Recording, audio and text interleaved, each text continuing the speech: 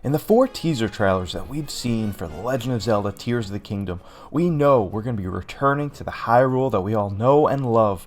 Granted, there are going to be some drastic changes, but we're going to be going back. We also have a good idea that there's going to be cave systems that we're going to be exploring, but the real main event, the big reveal that we've seen, are these floating sky islands. But the real question is, what's the deal with these sky islands? What are we actually going to be doing there? Are they just going to be stepping stones to help you get higher in the sky? Are there going to be actually things for us to do there? So in this video, I'm going to give my theory of what these sky islands represent and what we're going to be doing there.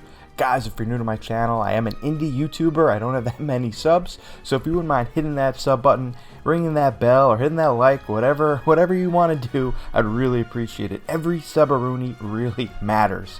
Anyway, guys, let's get into this video where I discuss what are we going to be doing on these sky islands in The Legend of Zelda Tears of the Kingdom.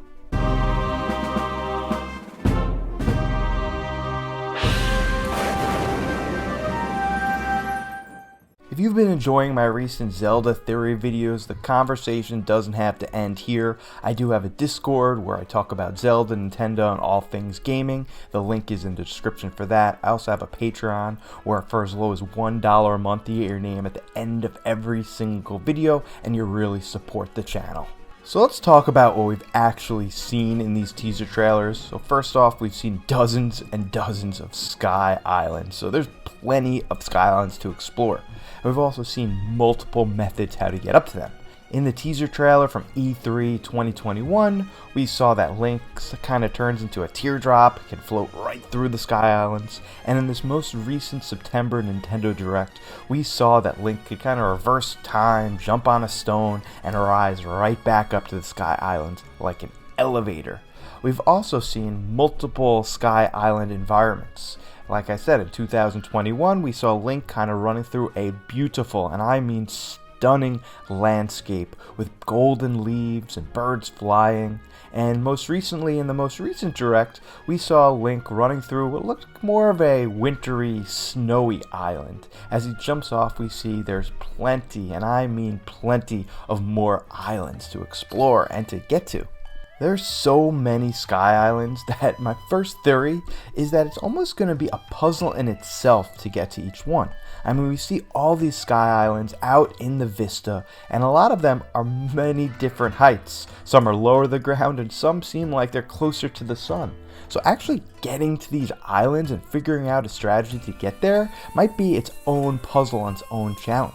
Maybe you have to reverse time, maybe you have to use a hook shot, maybe you have to move different things around to get to that higher and higher island. But I really doubt that just getting to these islands is it. Like, if you get to an island and there's nothing there except maybe a tree, that would be kind of boring. I would really hate for these islands just to be like empty stepping stones. You get to the island and what's the next challenge? Try to get to another one? That'll get really boring really quickly. I think these islands are going to be packed with activities, packed with enemies, packed with challenges, and packed with puzzles. Let's start off with some of the smaller islands. Granted, yes, there might just be one little enemy, but imagine you get to every single one of these islands and there's something to do, there's something to explore, and there's a puzzle to solve. I know in Breath of the Wild there were a lot of simple puzzles where it's taking a block from one area, making it match up to the other area, or there are a million Korok seeds for you to explore, and those were all puzzles in itself too.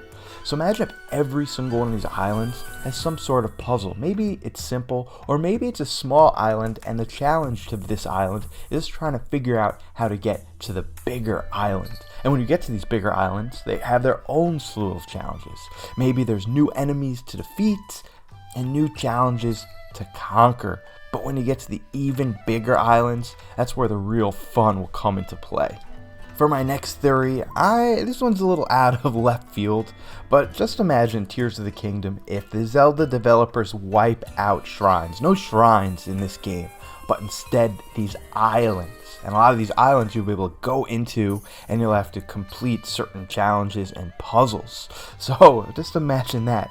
No more boring shrines that all look the same, but you go to these islands, you have to figure out how to complete the challenge there. Maybe you complete a challenge and that allows you to go inside of it and beat another challenge, or beat another enemy, or beat another mini boss. But these islands could really hold something new and special that would be so different from Breath of the Wild. I mean, islands could be really big or they could be really small. You know, we've seen snow in some of them, so I'm sure there's lava islands, I'm sure there's more snow islands, I'm sure there's desert islands, I'm sure there's even open air islands that feel like you're falling forever, especially with the ones with the little antenna underneath.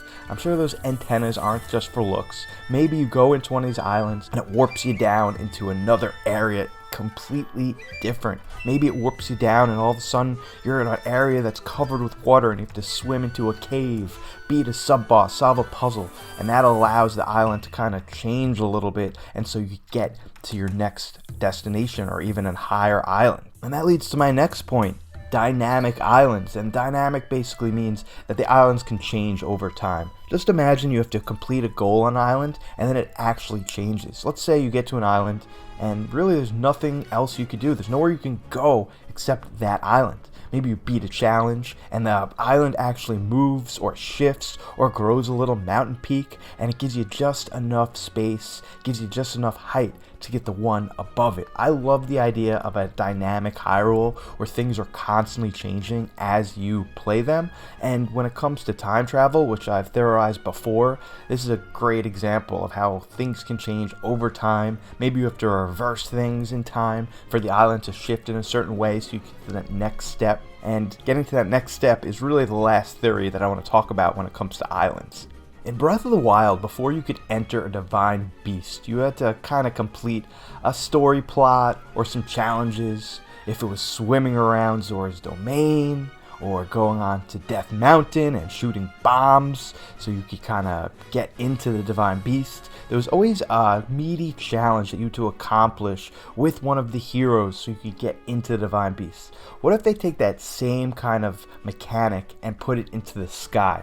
So around every dungeon or new divine beast that might be in the game, you have to kind of complete a bunch of challenges that revolve around these islands. Maybe it's solve a puzzle, maybe the whole challenge is just trying to find the entrance to the new dungeon or divine beast. So you have to navigate all the small islands all around it, and once you're able to do that, you're able to enter the divine beast. And I'm sure you'll have a lot of new items to kind of make this really fun, and I'm sure there'll be story plots with new characters to help you navigate this area, but it's just a clever way to kind of make the anticipation of going into the new dungeon or divine beast just a little bit more fun and original. So my last point on these islands is the size of them.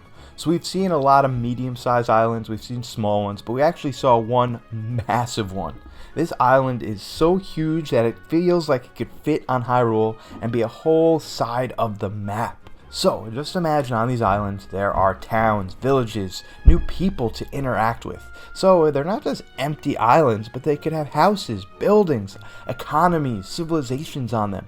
People you have to interact with, NPCs, and really maybe go to some of these islands and you don't even realize it, but you could be there for an hour, 2 hours just exploring one island. And if there's multiple of these islands in the game, this game is going to be massive, and I really can't wait to see what the Nintendo developers have been able to cram into every square inch of these beautiful floating islands in the sky. But more importantly, what do you think about these sky islands? Are you nervous they're going to be empty and there's going to be nothing to do? Are you confident that each one of these sky islands is going to have something clever, something interesting for you to interact with, and you're really going to love going from island to island? Let me know right down in the comments section. I get back to every single one of my comments. Guys, interacting with you is my favorite part of making videos, so definitely think about joining my Discord. The link is in the description. And guys, as always, thank you so much for watching this video. It means the world to me that my channel is starting to grow a little bit and I'm building a community. But as always, guys, I'm Turbo Jesse. Catch you in the next video and see you on the flip side.